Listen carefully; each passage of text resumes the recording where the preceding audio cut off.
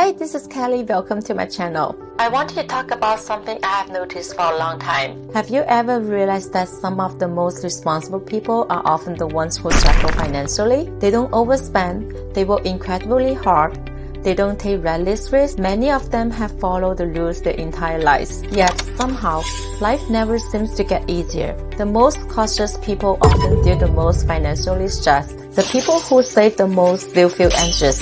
The people who work the hardest often wonder where all their money went. If this sounds familiar, I want you to know something. It doesn't necessarily mean you are doing something wrong.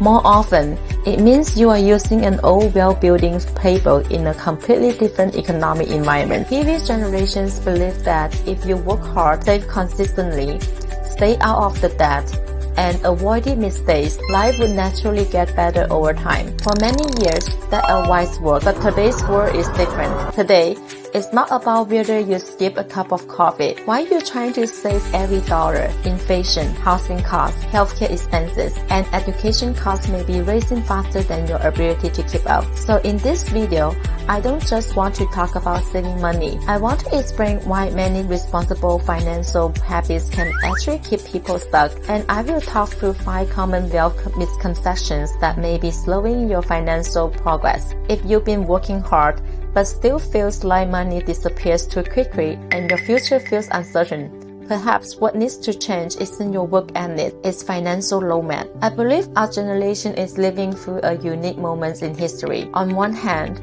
over the past decade, especially since around 2010, the financial markets have experienced one of the strongest and longest bull runs in history. In many cases, asset prices have grown much faster than people's income. Yet, on the other hand, many ordinary families haven't fully benefited from that growth. Why? Because they continue following the same financial advice they were taught growing up. Save as much as you can. Keep your spending under control. Avoid taking risks. Stay away from anything that seems too complicated.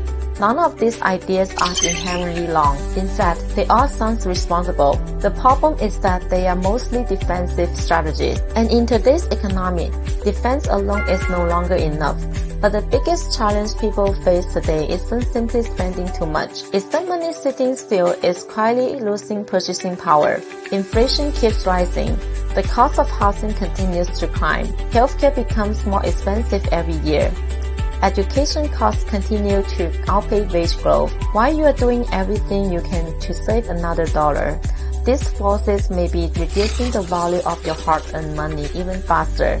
In other words, what feels like playing it safe may actually be causing you to fall behind. You think you are protecting yourself, but in reality, you may simply be moving too slowly for the world that you are living in today. That's why this video isn't about telling you to spend less. It's about helping you to recognize the financial habits that may be giving you a sense of security while quietly limiting your long-term wealth. In the next few minutes, I will talk you through 5 of the most common wealth-building mistakes I see people make. On the surface, each one seems reasonable, but over time, they can significantly slow down your financial progress. If you've been working hard, doing everything you were told to do, and still feel like financial freedom keeps moving further away, maybe it's not your effort that needs to change. Maybe it's your financial playbook. Mistake number 1. Saving money isn't the same as building wealth. Let's start with one of the most common misconceptions. Many people believe that if they are good at saving money, they are automatically good at managing their finance. But those are two very different things.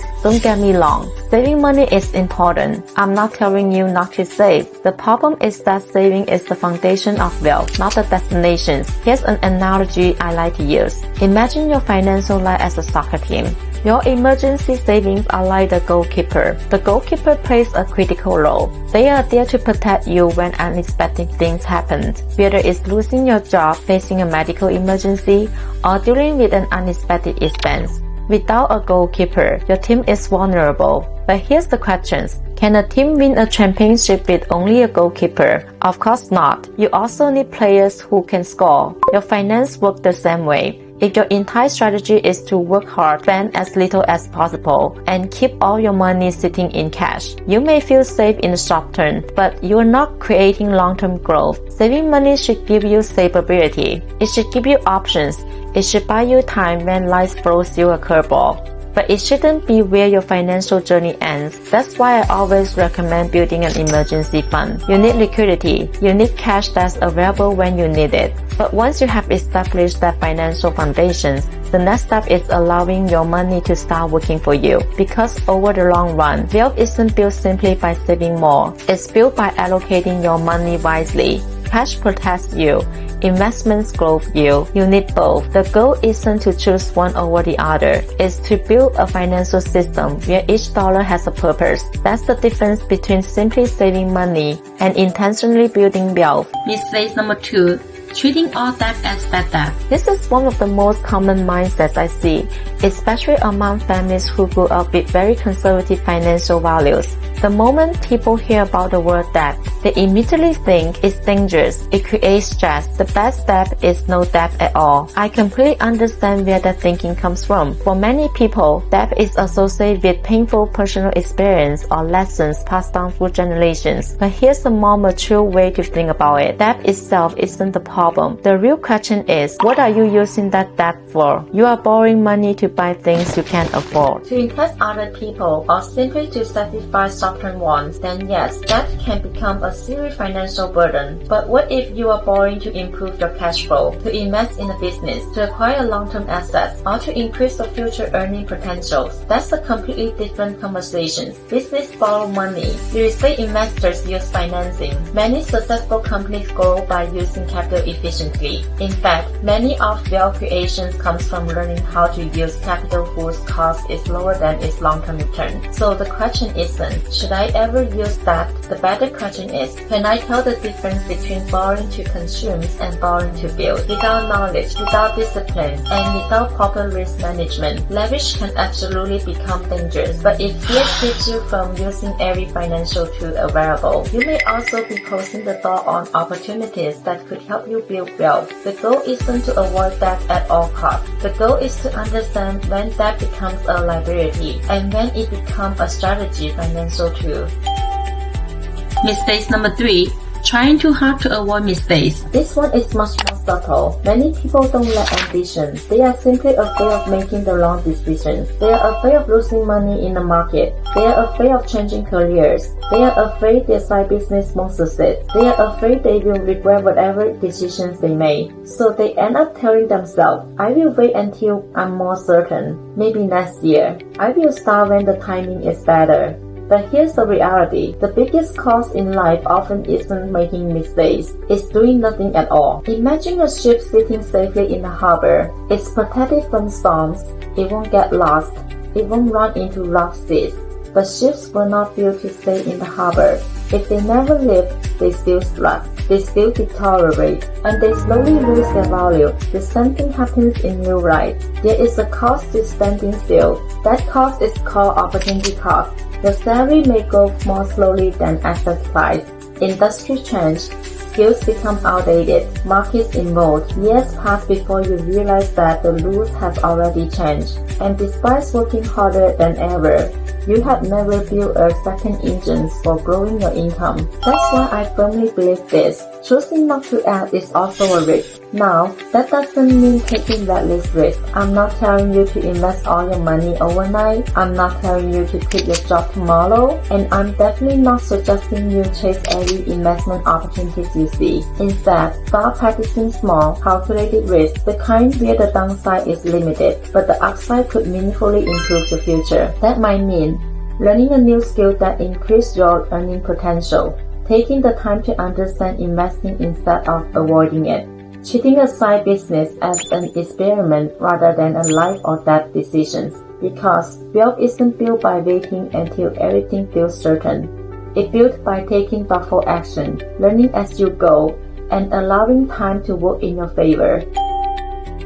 Mistake number 4. Treating your salary as the finish line. This is one of the biggest traps I see among highly educated professionals and hardworking employees. They are responsible, they are dependable, they are good at what they do, and over time, many of them develop the same belief. If I keep doing a great job and earn a higher salary, my financial problems will eventually solve themselves. But here's the reality. A higher salary is important, but it isn't financial freedom. Your salary is a source of cash flow. Your Assets are what create freedom. You earn a great income and still feel financially stressed. Why? Because your entire lifestyle depends on your next paycheck. If your job disappears tomorrow, your entire financial system is suddenly under pressure. That's the limitation of linear income. You trade your time for money. When you stop working, the income stops too. There's nothing wrong with having a successful career. In fact, I believe your primary career should always come first. Invest in your skills, do your job well, continue increasing your earning potential, but don't stop there. Instead of asking yourself, can I get another raise next year? Also ask yourself, am I building assets outside of my paycheck? Am I creating income that doesn't require me to constantly trade more hours for more money? That's the difference between simply earning more and building long-term financial independence.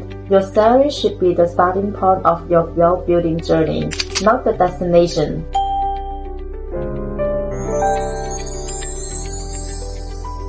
Mistake number 5. Taking financial advice from people who aren't playing the same game. The last mistake may be the most important one of all. Many hardworking people generally want to improve their financial future, but along the way, they receive advice from people who truly care about them, yet whose goals are completely different.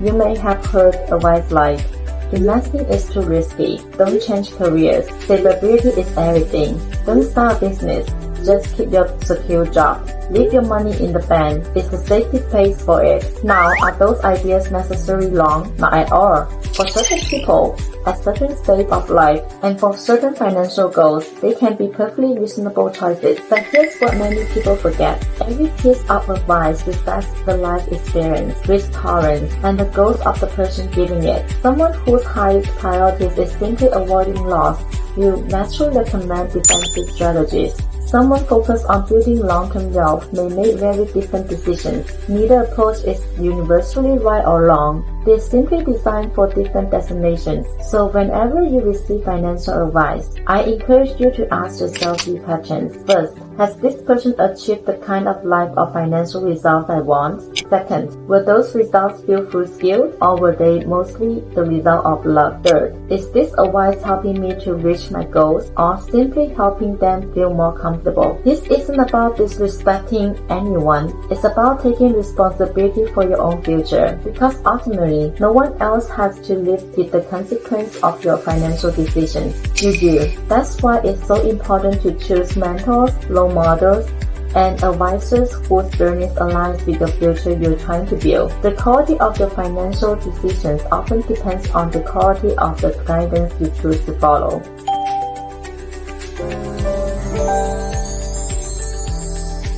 So if I had to summarize everything we have talked about today in one sentence, it would be this. Many people aren't struggling because they don't work hard. They are struggling because they're still trying to build wealth using rules that belong to a different era. Think about the 5 mistakes we covered today. Some people get stuck because they only know about how to save. Others are afraid of any forms of debt.